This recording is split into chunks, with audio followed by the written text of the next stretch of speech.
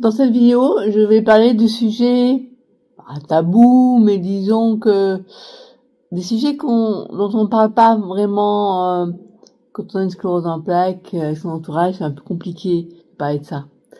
En fait, je me rends compte quand on a cette maladie, mais toute maladie finalement où on a un certain moment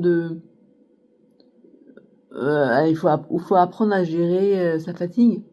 Ou autrement dit, il faut apprendre à gérer des moments où on a de l'énergie et des moments où on en a moins.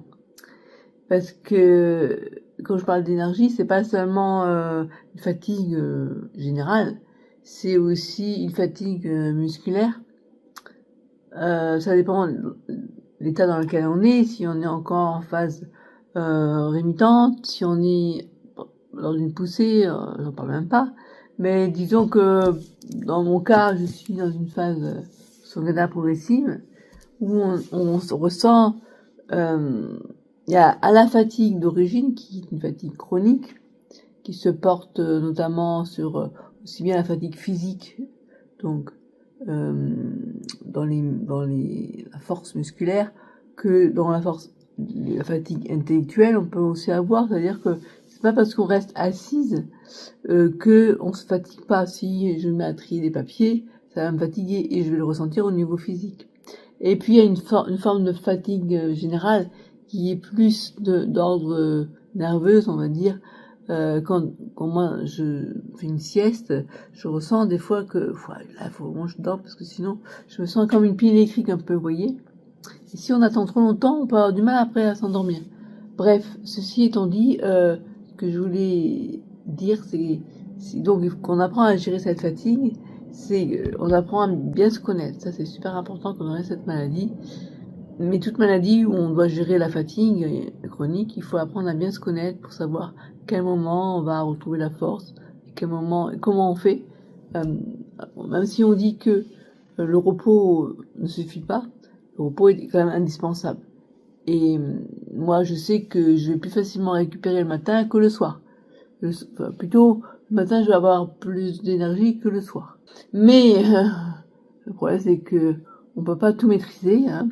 Et par exemple, si je vous parle de transit, on a donc quand on a une sclérose en plaques, on a un transit ralenti en général. Et dans ce cas-là, qu'est-ce qu'on fait? On prend des laxatifs. Le problème, c'est que qu'est-ce qui se passe? En période où tu prends des laxatifs, tu peux, si tu gères mal au départ, avoir un effet contraire. Et c'est compliqué quand on a une sclérose en plaques et qu'on est dans un état où on est à mobilité réduite. Je vais vous passer les détails. En dehors de ça, même si tu prends pas de laxatif, il y a des jours où tu es constipé, vraiment, et puis des jours où ça va. Et le problème, c'est que tu peux même avoir des moments où tu vas le matin et tu vas aussi le soir. Le problème, comme je vous le disais, le matin, je vais avoir assez d'énergie, mais le soir.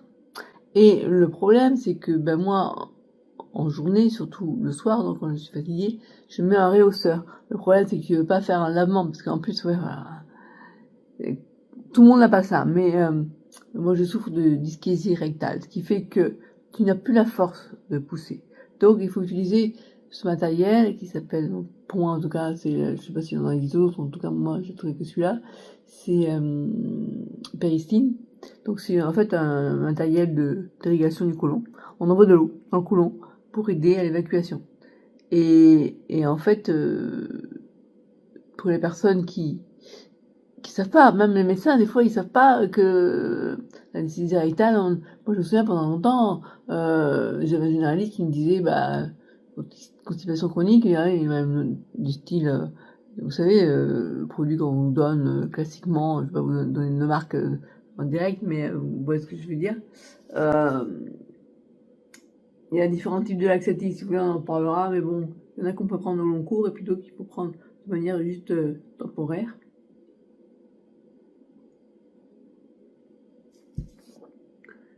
J'ai envie de dire que tant que le médecin n'a pas compris que tu souffres d'une dyschésie rectale, donc en gros ça veut dire que tu n'arrives pas à pousser, il peut te donner ce qu'il veut, hein, ça marche pas, à moins de provoquer l'effet inverse.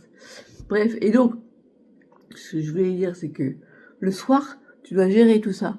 si tu n'as pas eu le temps d'essayer de le faire le matin, alors tu te dis, bon, qu'est-ce que je fais? Je fais le soir, je prends le risque de faire le soir toute seule, ou j'attends demain matin. Mais des fois, c'est un inconfort quand même de rester comme ça.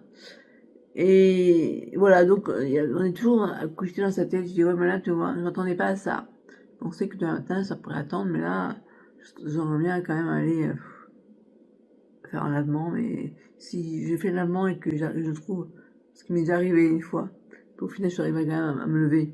Je reste bloquée dans les toilettes jusqu'à demain matin. Non, je pense quand même, j'avais ma devis, mais ce que je fais dans ce cas-là, c'est que ben, je prends sur moi. Ben, des fois où j'arrive pas à me lever. Que j'ai dû, parce que on peut pas combiner à la fois le lavement et le réhausseur. C'est-à-dire qu'en fait, le réhausseur, il te rétrécit l'espace, donc du coup, bref, je passe les détails. Et donc, dans ces moments-là, j'essaie de me calmer, j'essaie de même plus penser en me disant, j'essaie de ne plus penser au fait que je suis assise sur les cabinets et que je vais avoir du mal à me lever.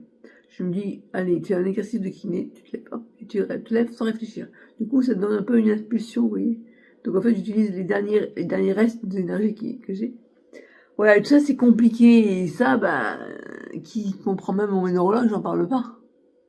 Et donc, moi, dans l'idéal, je voudrais trouver des WC électriques qui permettent on s'assoit dessus, il baisse, et il remonte. Nickel. Mais j'ai pas trouvé.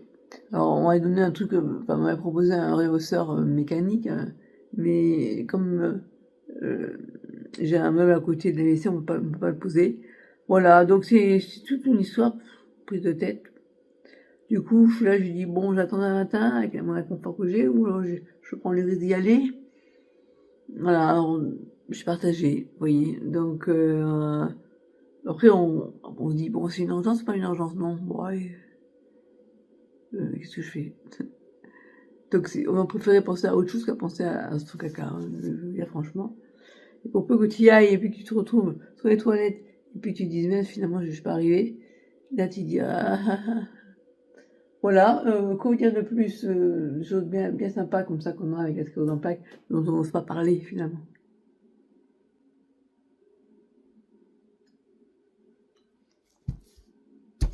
Bien sûr, il y aurait vous parler aussi du pipi. Mais ça me concerne moi, j'ai la chance, je touche du bois. En 2010 ou 2011, un neurologue voulait me mettre en auto-sondage. Et puis, parce que j'avais des épisodes chroniques d'infection urinaire, en fait, parce que j'étais pas assez hydratée. Et donc, du coup, là, la réflexion urinaire que j'ai eue, c'était en septembre, donc ça va, parce qu'à l'époque, j'en avais tous les mois. Et donc, à l'époque, on voulait mettre sous auto-sondage, et là, je suis content, je touche du bois, ça va plutôt pas mal. Je peux tenir des fois 4-5 heures si je bouge pas de mon fauteuil. C'est-à-dire, si je bouge pas. Je peux rester 4-5 heures sans avoir envie. Alors qu'en période de poussée, c'était au bout d'une demi-heure, t'as encore envie, quoi. Et ça, c'est un gros souci. C'est beaucoup de, comment dire, il y a beaucoup de personnes qui osent pas en parler. Le nombre de fois où j'ai rebaptisé la voiture de ma mère, je me souviens. Bon, la voiture, elle a été foutue à la casse. Ouais, sinon, franchement, on est mal, quoi, quand on se fait pipi dessus. Et la première fois où on se dit, bon, bah, je vais mettre des protections, c'est pas, on se dit, ouais, attends, c'est quoi ce bordel? Je sais pas, un petit vieux ou une petite vieille. Donc c'est compliqué. Et, et encore, là, je suis toute seule. Si tu veux, je pense que j'aurais quelqu'un, comment dire, je voudrais séduire quelqu'un. Je dis, oh, attends, t'as une couche, ça fout la honte, quoi. Et pourtant, tu dis, il vaut mieux avoir une couche, ça fout la honte, plutôt que pas l'avoir, et ça foutra aussi la honte, si tu suis dessus. Bref, tout ça, on n'en parle pas.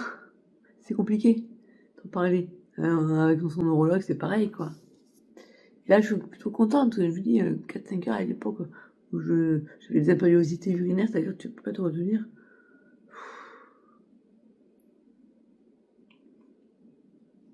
T'avais le choix entre ne rien mettre et te faire pipi dessus, ou bien mettre quelque chose. Mais en fait,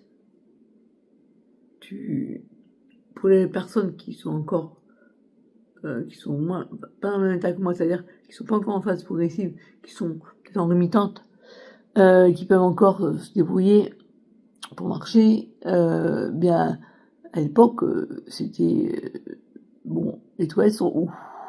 Parce que si j'arrive à faire pipi, il va falloir que j'y aille en courant. Et comme je cours pas, vous imaginez. Ça me rappelle une vidéo que j'avais faite où je disais un neurologue qui répondait alors vous n'arrivez pas à faire pipi et quand vous faites pipi dessus, quand vous arrivez, il n'y a rien qui sort, bah c'est normal. Hein. Enfin, bref, c'était ça, on ressentait des choses, mais avec l'humour, je prenais le parti pris de l'humour parce que quand c'est vraiment vraiment compliqué, cette maladie, des fois, la situation, ça devient tellement burlesque qu'on préfère en rigoler. Mais c'est pas toujours rigolo. Voilà, donc là, je témoigne parce que je trouve que, bah justement, pour éviter que les personnes se disent ah, c'est la honte. Non, c'est pas la honte. C'est la maladie qui est comme ça et faut pas avoir honte, même si je comprends qu'on ressente ça.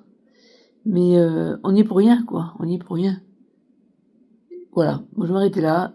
N'hésitez pas à me proposer des sujets, si vous voulez que j'aborde des sujets un peu difficiles. Voilà, bisous.